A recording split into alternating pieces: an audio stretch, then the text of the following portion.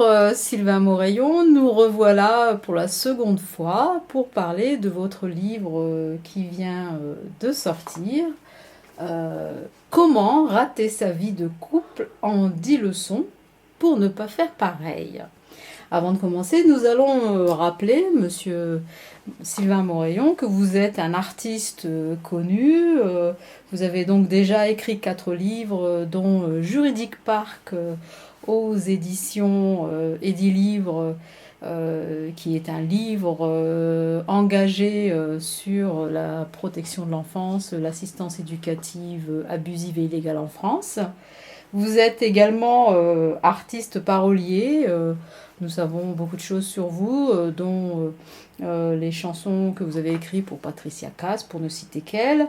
Vous avez aussi chanté, vous aussi. On va citer Diva, qui est un succès qui a été produit aux États-Unis.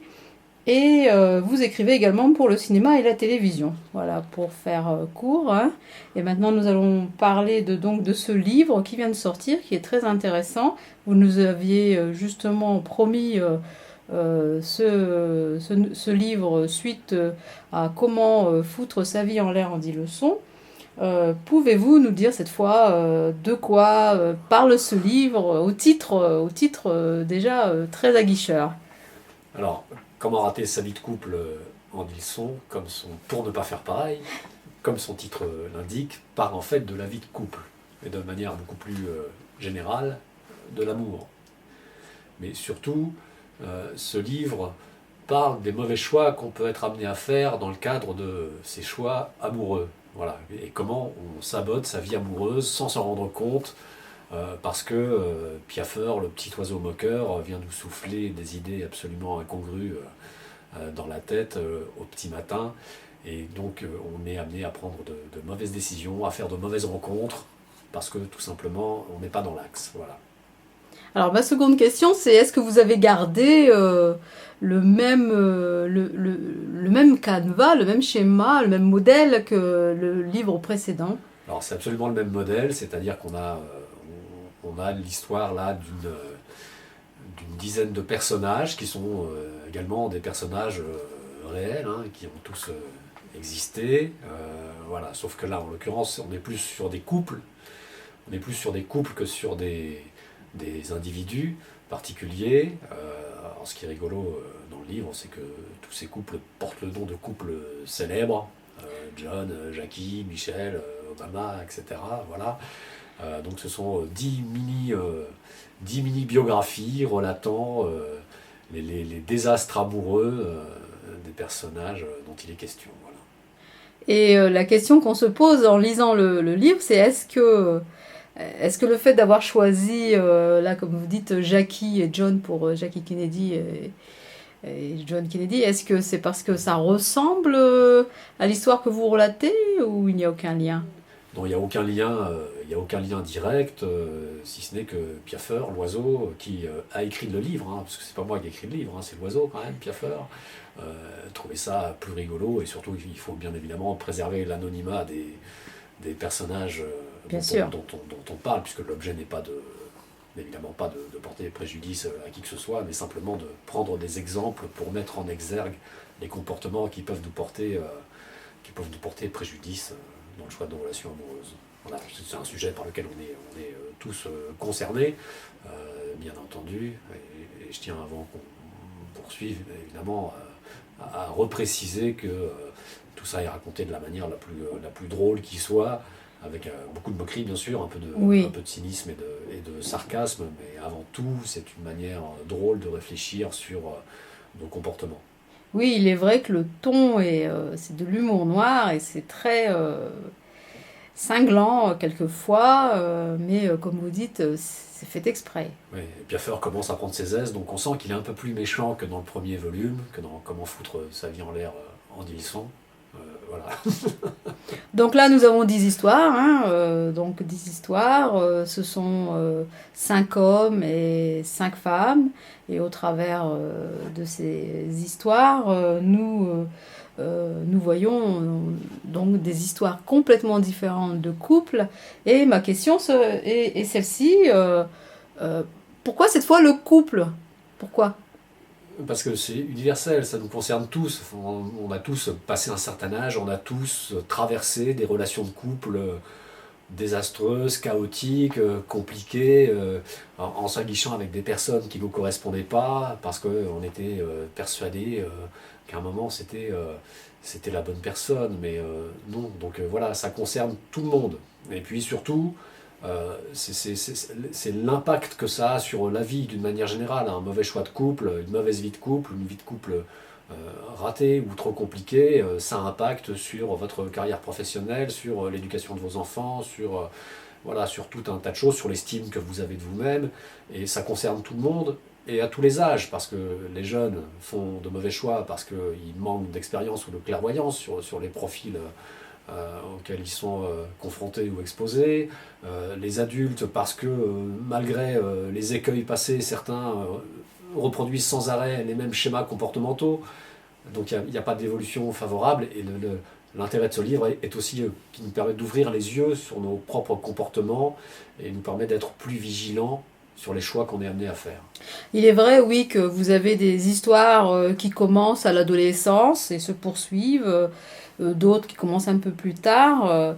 Oui, nous avons bien vu que ce livre passait toutes les tranches d'âge, hein, concernait toutes les tranches d'âge.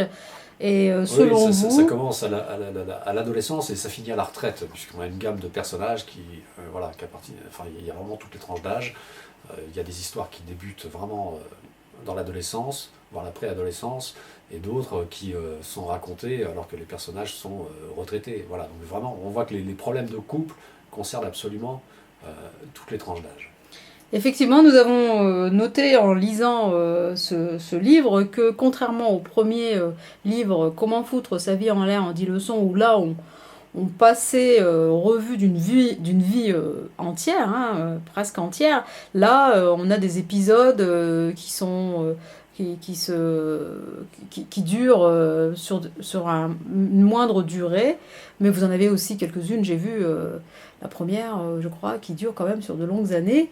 La question qui se pose, c'est est-ce que ce livre est destiné à une population particulière, même si elle concerne toutes les tranches d'âge?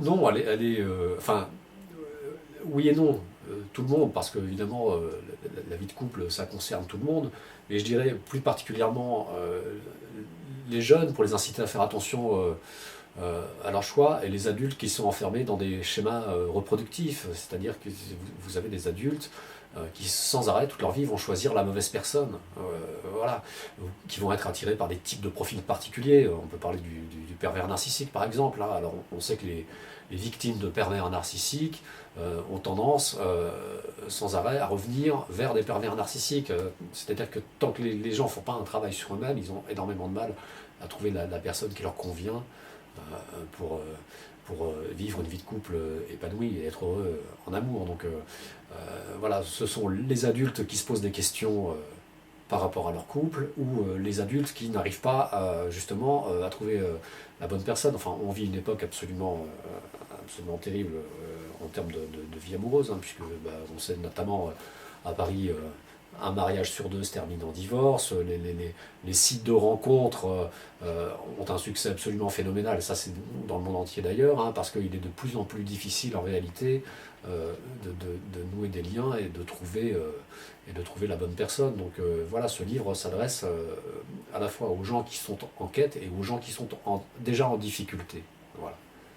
Nous avons justement noté que quelquefois il y avait des nationalités différentes dans le livre, donc ça permettait de comprendre que c'était Ouais. universel. Ouais. Alors universel. je trouve que c'est une qualité du livre, justement. Il aborde en fait beaucoup de cultures différentes, un peu toutes les cultures actuelles à travers le monde. Alors évidemment, les noms des personnages sont modifiés, les lieux sont transposés aussi pour, voilà, toujours dans un souci de préserver l'anonymat, puisque je crois que tous les personnages qui sont présents dans le livre sont encore en vie aujourd'hui. Oui. Donc voilà. Néanmoins, toutes les cultures sont abordées, la culture occidentale, la culture arabe, etc. Donc, et c'est vraiment très très intéressant de voir à quel point les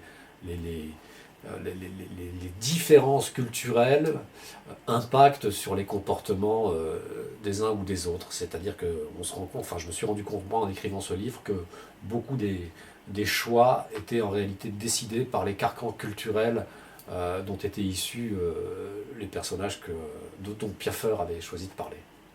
Ce que nous avons remarqué également à la lecture et que chaque lecteur remarquera, ce sont une leçon. Vous avez des leçons, donc vous avez 10 leçons qui correspondent à 10 vies.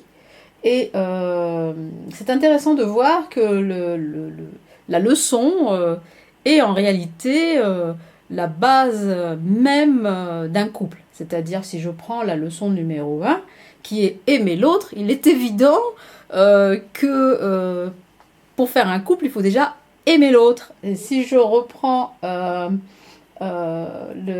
leçon numéro 3, c'est être soi-même. Et je vais aussi mettre la leçon numéro 6, qui est avoir de la considération. Donc on voit au travers des 10 leçons qui sont les 10 histoires, vous avez illustré justement les bases mêmes du couple. Et ce qui est impressionnant, c'est de voir qu'en réalité, ces bases mêmes du couple ne sont pas respectées. Voilà, c'est ça. Alors, en fait, évidemment, c'est un livre constructif, puisque le sous-titre du livre, comme pour le premier d'ailleurs, c'est une collection, je rappelle, c'est la collection Les Chroniques de Piaffer. Donc, ce sont des livres qui sont destinés à faire évoluer les gens dans leur propre vie ou dans leur intimité. Donc, pour ne pas faire pareil, effectivement, chaque titre d'histoire est en fait un conseil pour, là en l'occurrence, réussir sa vie de couple. Évidemment, ça a l'air évident, vous dites aimer l'autre ou pas. Oui, ça a l'air évident dans une vie de couple qu'on s'aime, mais en réalité, c'est pas toujours le cas. Des tas de gens sont en couple et ne s'aiment pas, ou alors il y en a qu'un des deux qui aime l'autre, et c'est là qu'évidemment ça devient très très compliqué. Avoir de la clairvoyance ou pas, avoir de la considération ou pas. Alors cette histoire elle est extraordinaire, c'est l'histoire d'un gamin qui sort de l'aide sociale à l'enfance, donc qui a été placé pendant son enfance et qui se retrouve confronté à la vie adulte. Il rencontre une jeune fille absolument géniale, une étudiante qui veut devenir médecin, etc. Et ce garçon se sabote tout seul parce qu'il n'a absolument aucune considération pour elle. Il l'empêche de travailler, il l'empêche de dormir la nuit alors qu'elle a ses cours le lendemain, etc. Et tout ça de manière assez drôle et même grotesque. Donc c'est toutes ces petites choses de la vie amoureuse qui nous paraissent évidentes. Et en fait, on a tendance à les oublier au quotidien. C'est ce qui fait qu'autant de couples sont malheureux ou en difficulté. Et voilà, donc les leçons, en fait, les leçons du livre, effectivement, sont contenues dans les titres. Et le propos, c'est de démontrer à travers chaque histoire comment on peut saboter le fondement même de ce que doit être la vie de couple. Effectivement, pour ne pas faire pareil, comment, Sylvain Moraillon, comment peut-on utiliser ce livre pour soi ou pour les proches quand on lit pour ne pas faire pareil? Quand on lit l'histoire, on comprend bien l'erreur qu'a fait le personnage dans l'histoire, mais comment en tirer parti? Il faut faire l'inverse de ce que les personnages font. Surtout, il faut garder présent en mémoire les titres qui sont donnés aux histoires racontées et prendre le contre-exemple des comportements qui sont décrits par Piaffer dans le déroulé de ces histoires. C'est-à-dire que c'est riche d'enseignements. Il faut faire exactement l'inverse de ce que font tous ces personnages. Et je pense qu'il y a aussi, vous l'aviez dit déjà dans la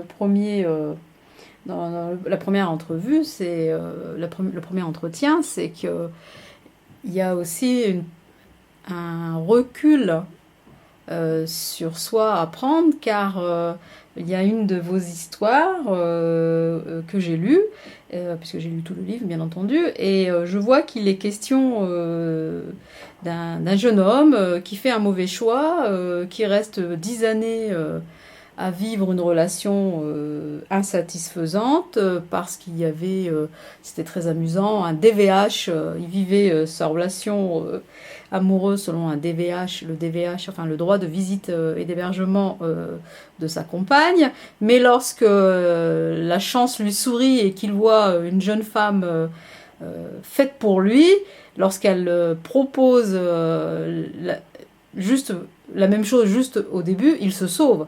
Donc il faut aller au-delà de ça, c'est-à-dire qu'il ne faut pas croire qu'il faut fuir les situations similaires, il y a autre chose aussi. Il faut dépasser ces traumatismes en fait. Voilà, ce livre sert à ça aussi. Le personnage dont vous parlez a été traumatisé par sa première mauvaise expérience qui s'est effectivement éternisée pendant une dizaine d'années. Alors il faut lire cette histoire, elle est absolument incroyable. Hein, voilà. Mais ce garçon se retrouve contraint de voir sa fiancée, enfin sa petite amie, qu'en fonction des jours, des semaines où sa fille n'est pas là, donc de se plier à la fille de la fiancée, voilà. C'est ça. Et ça dure 10 ans, et évidemment ça le traumatise. Et donc la fois suivante, quand il rencontre une femme qui lui correspond en tout point, et qu'elle commence à lui dire non mais j'ai une fille, je pourrais pas te voir parce que ce soir elle est à la maison, etc. Il prend peur et il lâche l'affaire. Voilà. En fait, il n'a pas dépassé le traumatisme. Mais l'idée, c'est quand même que tous ces gens, et donc nous tous, on doit travailler sur nous-mêmes pour ne pas retomber dans les mêmes travers et savoir faire la différence entre les profils qu'on est amené à rencontrer. Voilà. Mais en toute chose, les gens doivent évoluer, prendre du recul sur eux-mêmes, sur leur histoire, sur la culture dont ils sont issus, pour pouvoir avancer. Tant qu'on est enfermé dans ces traumatismes ou ses propres carcans culturels, on peut difficilement prendre les bonnes décisions et faire les bonnes rencontres. Merci Monsieur Morillon pour cette interview. Je rajouterai que on peut considérer ce livre comme du développement personnel. Ça l'est, bien sûr. Voilà. Ça l'est. C'est simplement une façon nouvelle d'aborder le développement personnel à travers l'humour, une façon qui soit aussi un peu moins contraignante. Et puis surtout, l'avantage de ce genre de livre, c'est qu'il vous laisse la liberté d'évoluer à votre rythme sans avoir quelqu'un sans arrêt sur le dos qui vous dit fais ci ou fais ça. Voilà, vous pouvez avancer librement, relire les histoires, vous en inspirer pour essayer de comprendre votre propre parcours. Voilà. En tout cas, nous pensons tous ici que c'est un excellent livre à offrir pour la Saint-Valentin. Ça s'y prête. Mais je pense qu'il peut être offert en cadeau car il est très instructif et très distrayant. Sur ce, je vous dis à la prochaine fois pour le 3e livre qui sera... Comment se faire avoir par un pervers narcissique en Ilson. Eh oui, un vaste sujet. Nous en reparlerons dans la prochaine interview. Il sera prêt normalement d'ici la rentrée en septembre. Au revoir et à bientôt.